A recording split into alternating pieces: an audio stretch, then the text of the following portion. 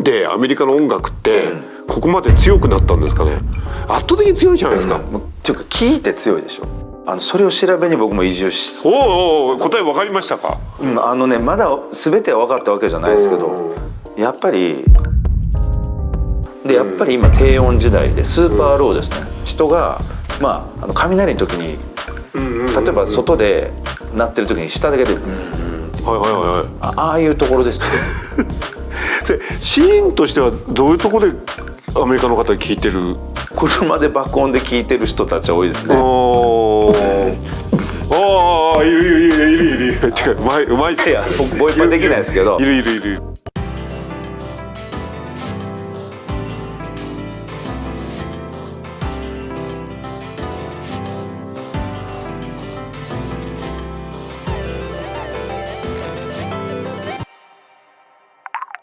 っていうのがやっぱり鳴ってないとなんか気持ちよくないってなるんですよ。もう出汁の入ってないなんかスープみたいな。で僕も向こう行って帰ってきて変わったのはやっぱりどんどんドラムとベース上がっていくんですよ。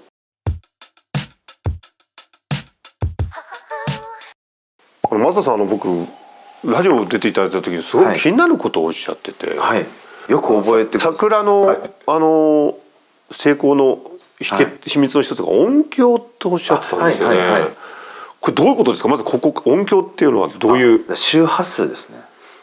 それどういう？もう余計わかんないですよね。だからどの周波数が今の音楽のトレンドかっていうことをアメリカで勝手に学んだんですけど、これ周波数っていわゆる高い低い？そうですね。簡単に分けると3つに分かれてると思うんですけど、主に今アメリカ、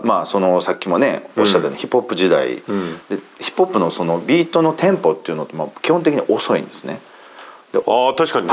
で遅いテンポじゃないと出せない周波数ってあるんですよ。どういうことですかそれ？テンポが速いと、例えばすっごい速いロックの曲とかって、低音がすごい出てたら速く聞こえないんでカットするしかないんですよ。なるほど、そういうことか。乗れない、切れてないと乗れないじゃない。確かに。で今日本はアイドル文化っていうのもあって、速い曲多いんですけど、基本的に速い曲ってもう全くなくて、アメリカの曲ってほとんどだからものによりますけど、一時その EDM 時代が128っていう128でみんな作ってたんですけど、そこからどんどん下がって、だから70とかの売店で140150っていうんですけど、とにかく遅いんですよね。でさらにキーもありまして、低音を出すためのキーっていうのが、だから波長調とか何長調、単調ってあると思うんですけど、ベースに合わせてもう曲作ってるんですよ。低すぎたらもう聞こえないんで、ちょうどいいあたりっていうのがあって、日本ってまずボーカリストがこうギターとかピアノで曲作って、でアレンジして、オケ作った後にちょっと下げたい上げたいっていうのをボーカリストの人が言うんですね。なぜならやっぱ歌一番よく聴かせないといけないから。向こうって全然違くて、もうまず低音とビートがガンガンくるところを探すんですよ。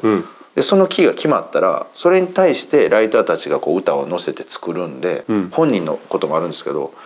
それによってキーが変わるっていうのもなくて、基本的にはもう出来上がったものが気持ちいいと。でこれに合う歌える音程を探そうと。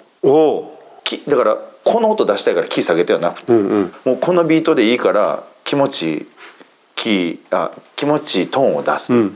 で日本みたいにサビで最高音じゃないとみたいなことを言う人も少ないし、日本ってやっぱサビって高くしてっていう、基本的に耳につくからっていうのあると思うんですよ。向こうってなんならもうサビにほとんど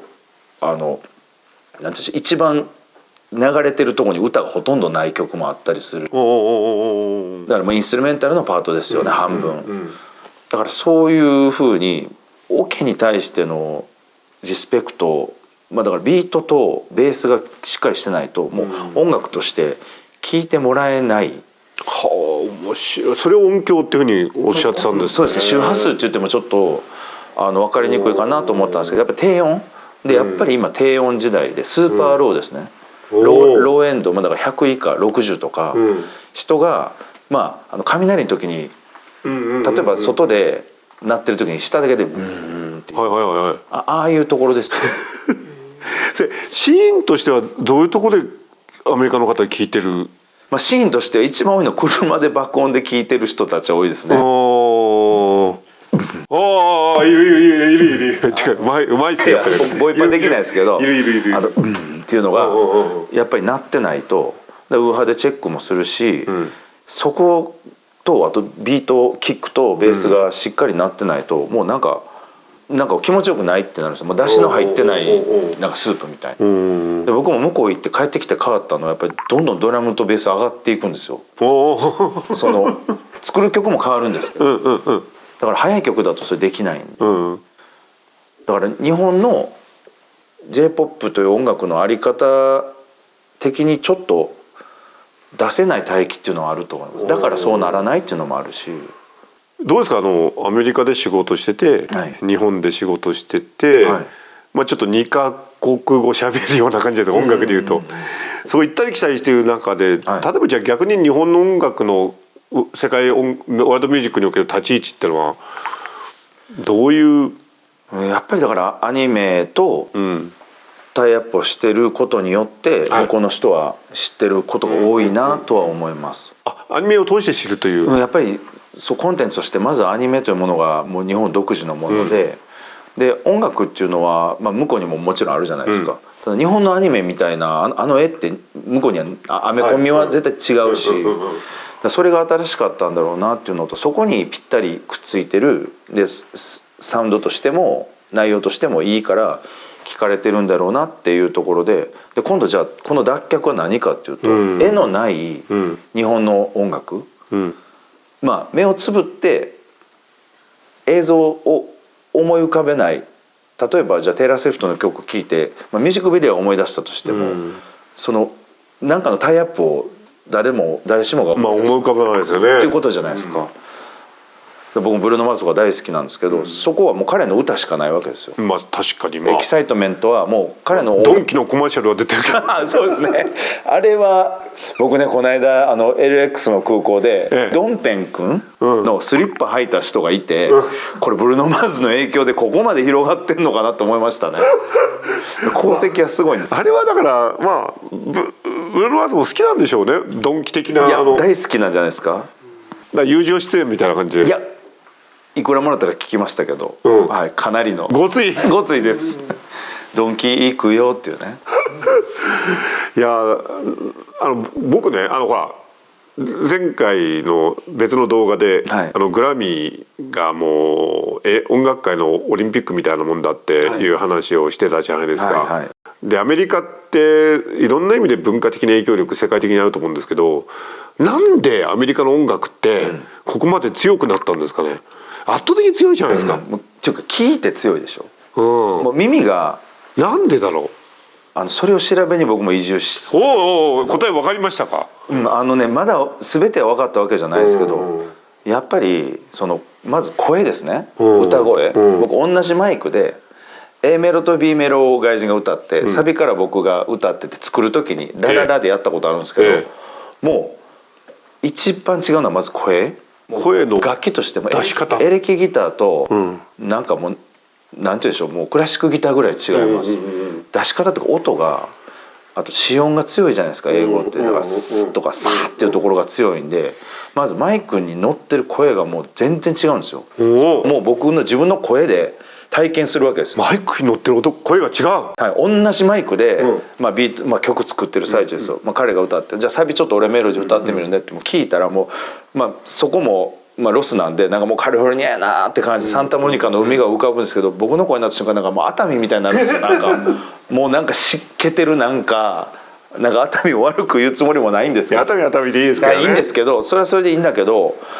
明らかに、僕の声っていうのももちろんあるんですけど、日本人の声帯、あと言語の持っている音、あと発声ですよね。やっぱり日本人がアメリカで英語を言う時って喉ちょっと締めてるんですよ、じゃないと伝わらない、女性の英語とか特に結構喉締めてるふうに僕は聞こえるんですけど、そうですか。日本の女性のちょっとレゾナンスを聞かすがウィーンっていう声で喋ってるなっていうその方が聞こえやすいよなっていう。マサさん面白いね、やっぱ音に敏感だからそういう聞き方してるんですね。なんかシンセのフィルターとレゾナンスの感じをちょっとすいませんわからない人はあるんですけど、そうだから言語の持ってるポテンシャルが違う、ただじゃあ民謡みたいなのは日本語じゃないとああならないしとか、だから単にやっぱ今の日本の音楽ってほとんどアメリカの音楽が影響されてできてるもの多いじゃないですか、はいはい、楽器もそうだし、だからそれは仕方ないと思います。それ民謡で三味線でやってるわけじゃないから、やっぱり向こうのなんて言うんでしょう、ルールにのっとったこう大枠があって、60s、70s あって 80s でシンセが出てきて、で 90s でまあその明るいポップスですよね、もうハイファイな、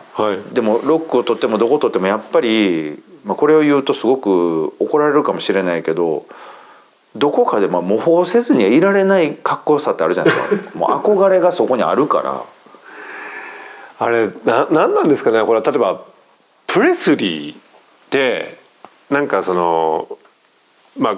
黒人の方の音楽をパクったっていうか収奪したみたいな評価もされるけど、でもプレスリーはプレスリーのかっこよさがあるじゃないですか、紛れもない。でボブ・ディランも最近の名もなきもので描かれてたけど、ウディ・ガスリーとかの影響を受けて、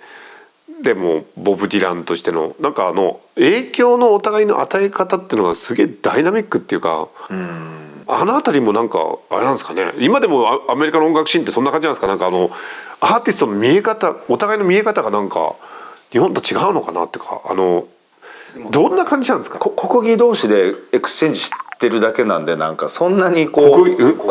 技言ったらアメリカの国技じゃないですかロックもそうだし国技同士のエクスチェンジなんだ、だからその日本って国技が違うから、ああそうか、日本の場合なんか外のものをこうやってね、だけど彼らはそうか国技なんだと思いますよ。ロックなんてロックは まさにそうじゃないですか。ジャズもそうだ。国技同士でエクスチェンジしてるってすごいパワーワードですね。それビヨンセがカウボーイカーターやって、でカントリーに行きましたって言っても、そのもともと元カントリーも国技だから、やし何なんですかカントリーって。マーシャルアーツみたいなもんじゃないですか。日本でいう剣道とかカントリーってマーシャルアーツなの？じゃなくてその柔道みたいなの言ったら日本の中で柔道剣道の中で変わってる感覚が向こうの中でもしかしたら日本は違いすぎる。今すごい目から鱗、なんでカントリーなんだって。最近カントリー意外と流行ってるじゃないですか。だからある種演歌を日本でこうグッとくるみたいな感じがやっぱ乾いたナッシュビルとかテキサスの感じがもうそうなんじゃないですか。ってことは日本も国技同士でちゃんとこうやって交換すれば、でも日本の中ではね、外にはなかなかいかないのか。ただやっぱりもう明らかにミュージシャンもうまいし、本当にうまいんですよ。楽器の鳴らし方を分かってるっていうか、木に対してなんであんなにうまいんですか。木に対しての振動、木がどれだけ振動するかって強く引きすぎたりしないんですよ。弱すぎてもしないじゃないですか。その一番いいところのなんであんなうまいの。耳がいいっていうのはまずそうです。耳がいいからその一番振動するとこ分かってる。でやみくもにガンってやるんじゃなくて、エレキでもそうなんですけど、やっぱり木の振動がすごく大事で、ピアノもそうだし、なんかアコースティックの楽器の鳴らし方自体がなんか日本と違う気がします。もう本当にうまいです。なんか日本はどっちかというとその拙さを尊ぶ文化があるとか言われてるじゃないですか。だからアイドルなんかでもそんなうまいことを求めてるんじゃなくて、だから最近も見てて面白かったのが育成型。そうオーディションでちゃんとうまい人とかを選ぼうみたいなことがあると、動きでファンたちが逆に私たちが求めてるのはそういうんじゃないかなって言ったりするじゃない。なんか成り立ちが根本的になんか違うんですかね。かっこいいもの見たいんじゃなくて、なんかこうまだひなな部分をこう育てていきたいっていうビジネスモデルなのかもしれないですね。アイドルの世界は特にそういうのは向こうはないですよね。とりあえずこう気持ちいいサウンド聞きたいっていう。いや僕ブルーノ・マーズとテイラー・スウィフトの東京ドーム公演行くことができて、衝撃というか、セットリストあんなにたくさんあって、でなんか基本的な能力がなんか凄まじく高いというか。テイラーは去年ですよね。テイラー去年かな。去年僕グラミーで見て、その日の夜に深夜便で東京着いてそのままコンサートお疲れでした。それ覚えてます。エラスツアーだったっけ、なんかあれ、なんかなんなんですか、基礎能力の高さって、アメリカのアーティストの。なんかダイブしました、ステージで泳いでいく。なんしかも寝てないと思うんですよ、飛行機でしか。テイラーが。そうあの時だから彼氏、そうアメフトの、なんかあれでそこら中なんか回ってた時で、今日ここにいんのにスケジュール見たらあさって東京ドームってこれどうすんねやろって言ってたんですよ。その日の深夜便で、多分 ANA なんですけど、どうでもいいと思うんですけど、エアラインはそれで多分そのままグラミー終わりで LX 直行して、東京入って、そのままライブやったと思います。だからもうタフですね。何なんですか。何なんでしょうね。てか彼にタフアメリカの音楽シーンのなんかある種のストイックなところって何なんですかね。やっぱり食べてきたもん違うんですかね。どうですか、でも LA にいらしてやっぱり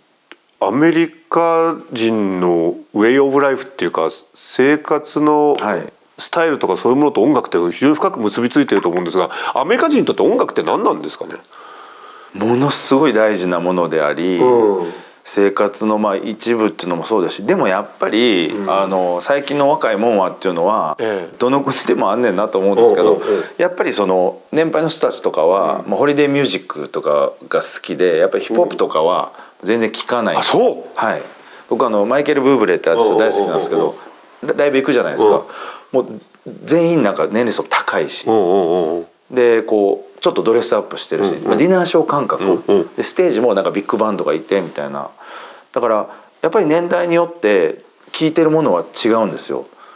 ただすっごい生活とこう結びついてる。日本よりなんかより音楽をなんか聴いてるイメージがありますね。大切にしてるっつったらちょっと言い方悪いかもしれない。みんなね音楽は好きだと思うんですけど、だから耳がいいんで、あの人たち。この耳がいいってね、先ほどから何回これどういうことなんですか。耳がいいと楽器上手くなるんですよ、やっぱり。一番いい鳴りをしてるところを自分で見つける能力が高いんで、だから、耳が悪いってその悪い言い方じゃなくて、キャッチできる能力がないと自分がどんな音弾いてるかわからないじゃないですか。だからモニターってすごい大事だし、やっぱりいいスピーカーで音楽ちゃんと聴かないといいミュージシャンになれないっていうのは昔聞いたことがあって、日本でですけどね。だからあとは楽器に触れる形が日本みたいにその両親が押し付けてやるみたいなのはないですね。なんかその辺に楽器があってパーってやってでパッてやめてでこっち行ってプロプロってやってでどんどんどんどんってやってみたいな環境にある、田舎のお家なんか特にその辺にあるわけですよ。強制もされないし、であとはクラシック文化をそのエデュケーションとしてあんまりこう子供に押し付けてないっていうのはクラシックの国じゃないんで、僕日本からストリングスチーム連れて行って LA でライブやった時に何が彼ら一番感動したかってピッチっていう。日本の弦のピッチがどれだけ素晴らしいか初めて知ったと。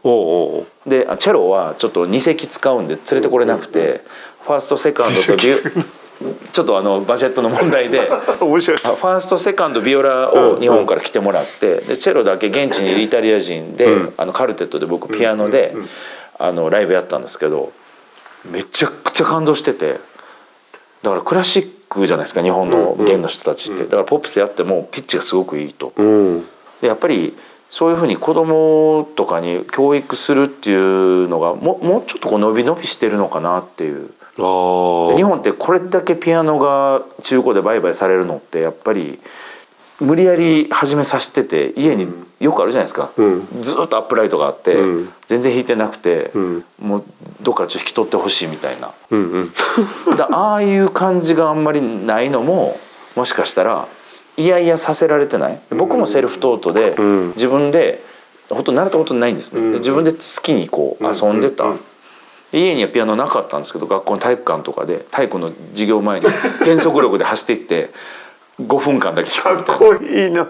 ちょっとちょろちょろ入ってきたこう友達に見られたいのもちょっとあったりして、はい、だそういうのが弾きたいけどないみたいな、うん、そういうのが良かったのかもしれないです、自分にとっては。はい、逆になんかハングリーになるというか、まあそうですね、弾きたいっていう気持ちがずっとなくならない。家にあって押し付けられたらで、世界的なピアニストにどうしてもならせたいなら別ですけど、それって本人のその欲求もちゃんとこうキャッチしてあげないとなんか嫌になっちゃうんじゃないかなって。そうか、あれですよね、シアターエデュケーションなんかも非常になんかアメリカは進んでるし、グリーみたいなね、本当にコーラスグループアメリカでなんかいろんな高校でやってるし、なんかそのなんか音楽のなんかね、マサさんの話伺ってると音楽の生きるところ、生きる中での音楽の位置づけっていうかあり方がなんか違うんですね。やっぱり自分ができなかったことを押し付けるのやめてほしいなっていろんなこう音楽を教育と思ってる人たちでね、僕も音大行ったんですけど、その時に最初に習った先生がもうポップスをすごいバカにするわけですよ。あなたたちの聴いてるような音楽はねみたいなスタートで、はい、でもだんだん腹立ってきて、でその音大には行かず違う音大に行ったんですね。で違う音大の先生は、今宝塚で指揮者やってる三崎めぐみ先生っていう先生なんですけど、その先生すごいかっこよくて「作曲悩んでるんです」って言ったら、じゃあ目つぶってピアノ叩けば」って言うんですよ。えって言ったらいいですね。はい、もう最高。僕今もそれまだメソッドとしてあります。悩んだ時にこう適当に叩いて「あこの響き」みたいな、別になんかこ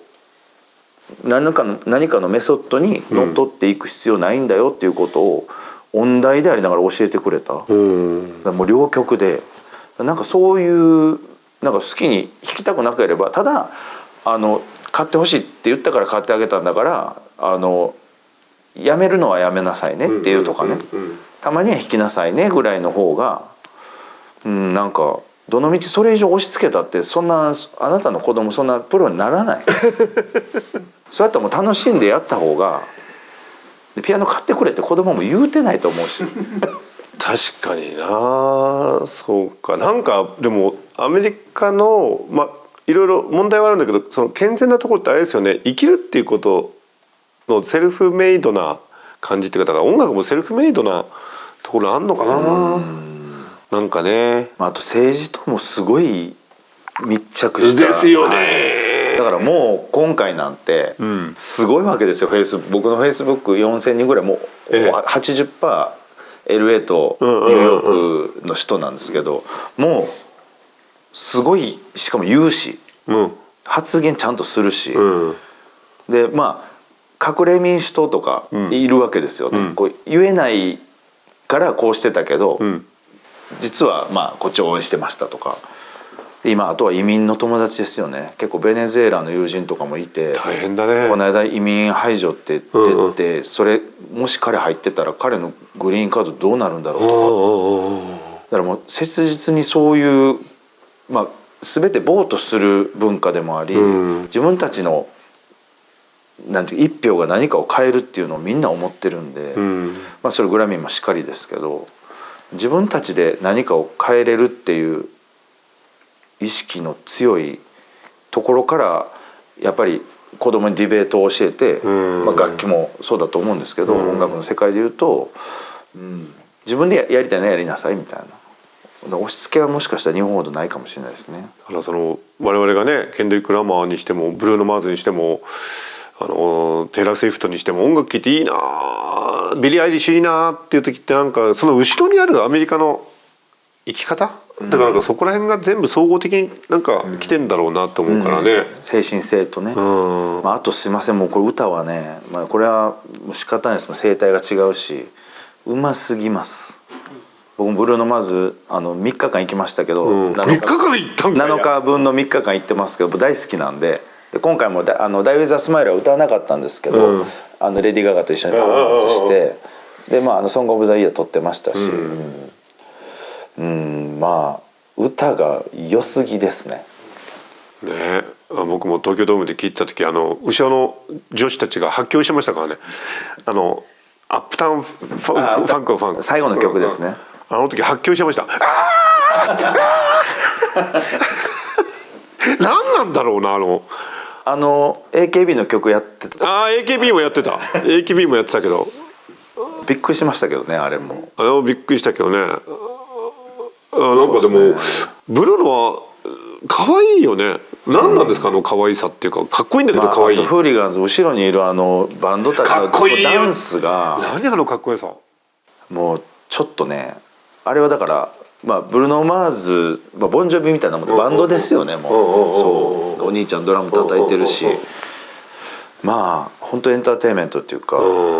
だそのかっこよさの向こうになんかそのレコーディングアカデミーが認定するような、なんかすごくなんていうかど真ん中の何かあるんですよね、人間の精神性の。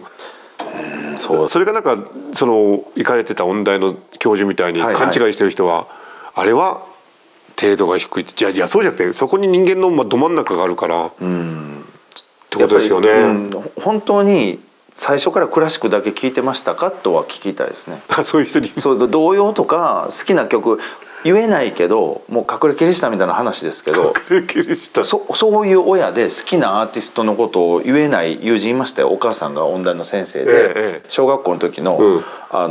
友人のお姉ちゃんがガンズ&ローゼズ大好きで、東京ドーム公演があったんです。その時初めて来た時かな。それお母さんに内緒で、もう聞いても怒られるから、言えないんだ。聞いたらもう不良の音楽やって言われるから